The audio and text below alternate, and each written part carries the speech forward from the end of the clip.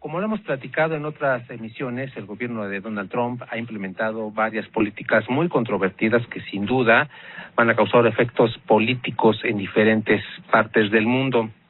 Es importante mantenernos al día de las decisiones del gobierno de Estados Unidos, sobre todo por los efectos y los cambios que podrían ocasionar en regiones del mundo que colaboran para el gobierno estadounidense.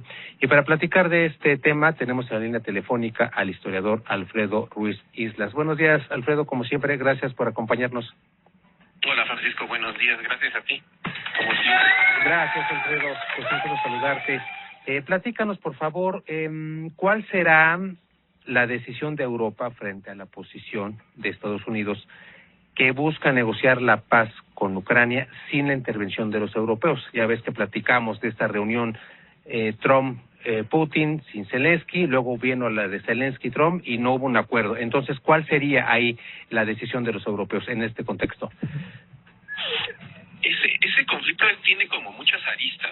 Lo que ha estado sucediendo en la semana es muy interesante porque por un lado está el asunto directo, ¿no? De lo que es la paz que está negociando o sea, como lo acabas de decir, Trump con Putin, sin que los europeos puedan meter manos, sin que los europeos decidan, sin que los europeos puedan ni siquiera poner algún tipo de condición, ¿no? Y esto entonces los tiene a todos ellos muy molestos. Lo que se ha visto ahora es que además esto pega con el asunto de Groenlandia, ¿no? O sea, como esta forma en la que Trump decide que él no va a considerar para nada a los europeos, que él no quiere saber nada de ellos, que él es como un ente que se maneja de una manera independiente, y algo que tiene que todo el mundo no entiende qué es lo que sucede, es que el tipo le gusta confrontarse con sus aliados. O sea, es un señor que está peleándose con todos sus amigos y está quedando bien con un señor que pues no es, o sea, que es su amigo, pero que tradicionalmente es el rival de los Estados Unidos, como lo es Rusia, y que dice una sarta de barbaridades que, bueno, eso ya sería como para un estudio clínico.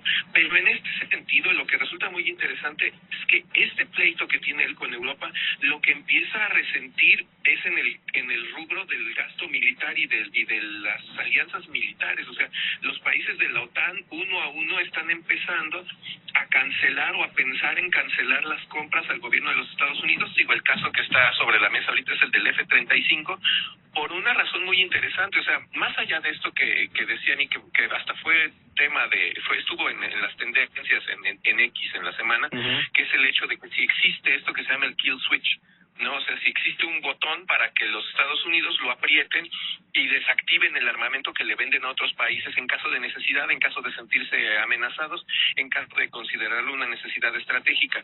Ya dijo Lockheed Martin que ellos no tienen esto, o sea, que no existe ese botón. Pero lo que dijeron del gobierno de Dinamarca, lo que dijo el parlamento danés, lo que dijo en la semana, fue que no es necesario que exista ese botón, y lo dijeron también los alemanes.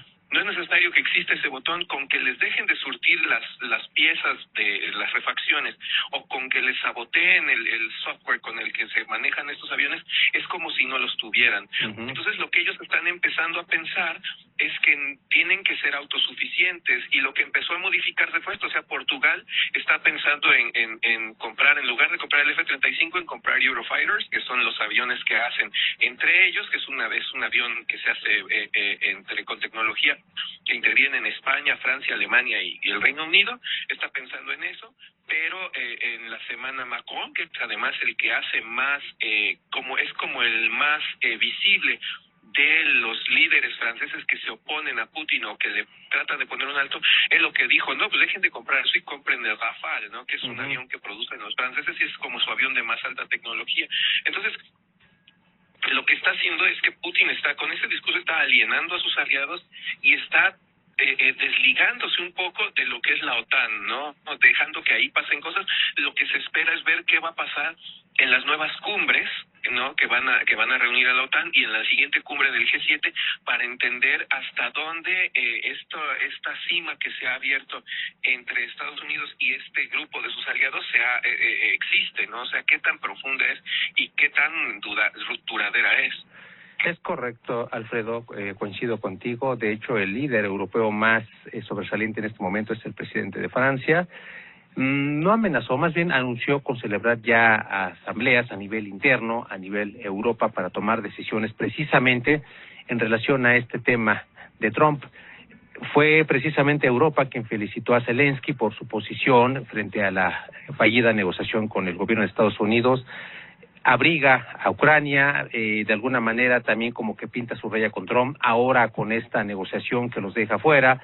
Pues obviamente estamos como que viendo una división. Es muy importante también lo que comentas. Vamos a ver exactamente qué ocurre en estas dos cumbres clave para el mundo occidental, el G7, la OTAN, sobre todo por lo que comentas, este cambio de suministro que de alguna manera le va a pegar directamente a la organización transatlántica, y será muy interesante ver lo que ocurra en esos momentos. Y bueno, sabemos también que además de Rusia, independientemente de la amistad Trump-Putin, China es un enemigo tradicional, por lo menos del 2018 para acá, y aprovechando el contexto geopolítico, Alfredo, quiero preguntarte cuál será la relación de Estados Unidos con China en vista precisamente de las políticas implementadas por Donald Trump en Euroasia, sobre todo con el acercamiento entre Estados Unidos y Rusia.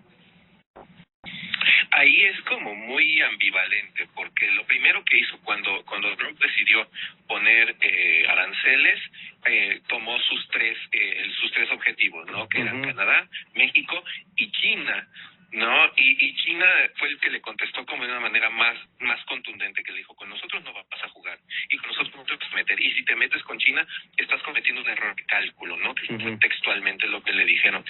Pero el problema es que Trump en la semana lo que dijo fue, y lo dijo antier me parece, ¿no? Cuando dijo: es que yo en mi primer periodo fui muy buen amigo de Putin, y también fui muy buen amigo de Xi Jinping, entonces me parece que podemos hacer cosas ahí. O sea, es como tratar de establecer ciertos lazos, que ciertos lazos a nivel personal van a ser los que definan esta situación geopolítica y esta situación comercial, más allá de lo que él esté haciendo en términos como de política económica, ¿no? Cosa que resulta muy extraño, y cosa que resulta además como muy incomprensible.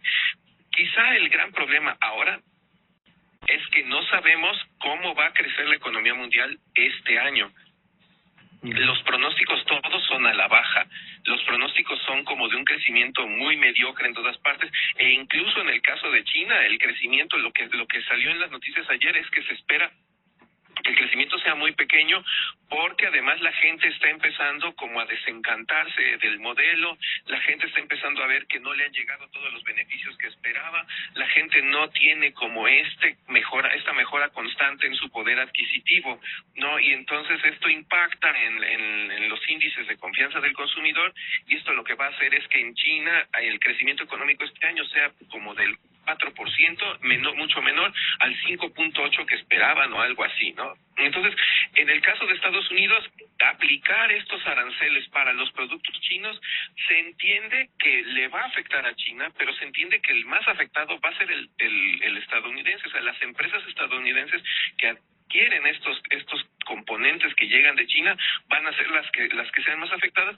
En este afán, además de Trump, que es algo que ha insistido él desde su primera administración, de llevarse a las empresas que producen a los Estados Unidos, ¿no? Toda empresa que produzca cosas que consuman los estadounidenses, él las quiere ver en los Estados Unidos. Lo estamos viendo ahora cómo está presionando a los fabricantes de automóviles para que ensamblen ahí en Estados Unidos, para que no hagan los coches en México.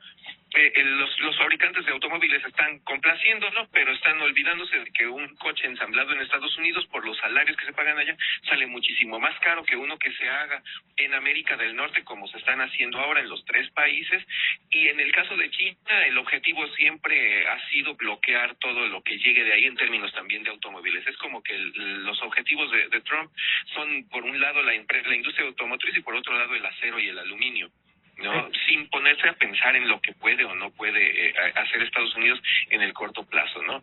Entonces, creo yo que en ese momento el asunto es, a partir de lo que se dio en la semana, es una cosa muy compleja, porque no ha dejado de poner los aranceles, porque siempre está pensando en qué otro arancel le va a poner a los chinos, pero por otro lado sale con eso de que él es amigo de Xi y también es amigo de Kim Jong-un, cosa que además también a todo el mundo allá le como que le causa mucho escozor.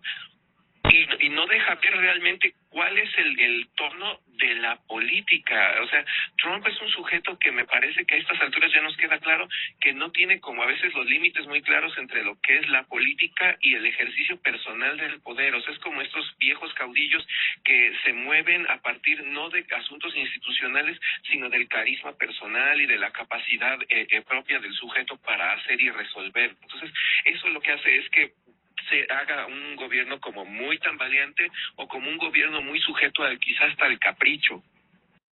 Sí, es correcto, Alfredo, es una situación muy complicada, lo hemos platicado aquí en otros espacios, estas formas de proceder de Donald Trump, coincido contigo, yo creo que obedecen más a su capacidad, a su popularidad, más que a la política y a las decisiones razonadas que debe tomar cualquier gobierno. Y sí, es correcto, coincido también contigo en que aquí la intención de Trump es bloquear a China, jalar a los productores, es el caso también de México, que eso nos va a pegar muchísimo, pero un factor importante que no se toma en cuenta y que ha citado muy bien es que los salarios de Estados Unidos son más elevados. Y precisamente ya que hablamos de México, Alfredo, quiero preguntarte ya para cerrar, ¿cómo serán las relaciones México-Estados Unidos en vista de los decretos y políticas de Trump ya vigentes en nuestro país en temas tan importantes como la migración y el tráfico del fentanilo?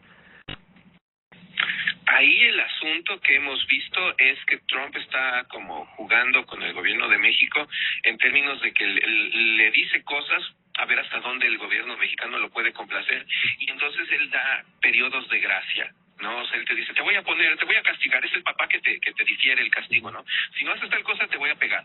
Y entonces el niño hace, y entonces el papá no le pega, pero le deja pendiente la amenaza de que le va a pegar el día de mañana, ¿no? O sea, si mañana tampoco lo haces, te voy a pegar mañana. Y entonces el gobierno de México está con eso, está cayendo en el juego de Estados Unidos de irlo complaciendo poco a poco, haciendo aquellas cosas que se supone que tendrían que hacerse naturalmente, o sea, no tendría por qué ser parte de un manejo internacional el hecho de estar persiguiendo a los criminales, etcétera, ¿no? Entonces, me parece que México se va a ir salvando de los aranceles en la medida en la que lo que hace complazca a Trump. El problema es que Trump lo ha dicho y ha mandado a la gente de su área de seguridad nacional, lo ha mandado a decir, o sea, no hacen lo suficiente. Y estos se desviven y complacen y levantan a los capos, hacen cosas y Trump dice así como muy suficiente, no es suficiente, sigue sin gustarme. Entonces, realmente la espada está siempre sobre la cabeza de México, ¿no? O sea, ayer volvió a insistir en el asunto de las armadoras de automóviles. Ayer volvió a decir que él lo que le parece mejor es llevarse toda la industria allá y que el que quiera verse libre de aranceles, que produzca allá. Entonces, y las empresas lo están pensando seriamente y algunas están pensando en hacerlo de esta manera, ¿no? Entonces, creo yo que el gran problema es ese, o sea, que Trump además no está pensando que no tiene tiempo suficiente para que las empresas se instalen allá y hagan allá las cosas, o sea, tarda mucho tiempo en hacerse una armadora, en instalarse una empresa, etcétera. Pero él lo está planteando como algo que quizá quiera ver como su legado o algo, además con lo que le llega a ese sector de la población estadounidense que le vota, que son los estadounidenses de menos recursos, de menos educación, o sea, más ligados a la industria, ¿no? Lo que quizá podría considerarse en términos lo que ellos dicen, ¿no? Los blue collars, que son los obreros que usan overoles o camisas de mezclilla, ¿no? O sea, esa gente, este grupo de obreros y de campesinos que pueden ver un ingreso mejorado de manera instantánea a partir de estas medidas. Entonces, también tenemos que considerar eso, o sea, Trump no necesariamente nos habla a todos nosotros, Trump le habla a sus votantes, y eso es algo fundamental en términos de popularidad y de factibilidad de sus políticas. México lo que va a seguir haciendo es que va a seguir tratando de complacer al señor y va a ver cómo le van a ir poniendo aranceles poco a poquito, algunos sí, algunos no, porque también está pendiente este asunto de las demandas que se puedan poner ante el tribunal, de la instancia esta que tiene el tratado México, Estados Unidos, Canadá, o ante la Organización Mundial de Comercio, que es con lo que lo amenazó Canadá. Entonces, también en ese sentido hay que irse como con pies de plomo, y todo el mundo está esperando a ver qué pasa el 2 de abril. Exactamente, Alfredo, creo que estamos cayendo en el juego de Donald Trump. Ya hemos hecho mucho, creo que de desde antes que Donald Trump tomara posesión, nos puso a trabajar, como dices, según sus condiciones y políticas. Hemos estado cumpliendo y creo que no es un tema nuevo, es una situación que se ha repetido gobierno tras gobierno y nosotros tenemos que hacer lo que se nos indica, nos guste o no. También es importante esta parte que nos comentas, que el mensaje de Trump, una parte es para México y otra, tal vez la mayor parte, es para su electorado, sus votantes, que es, como comentábamos, es la manera de guardar popularidad y ver que él siga adelante y nosotros, México y el resto del mundo, pues estar a la expectativa de lo que vaya a ordenar el señor Trump. Pues bueno, te dejo, Alfredo, muchísimas gracias por tu espacio, por tu tiempo, como siempre, y te mando un abrazo. Muchas gracias a ti, Francisco, que estés muy bien. Igualmente, gracias.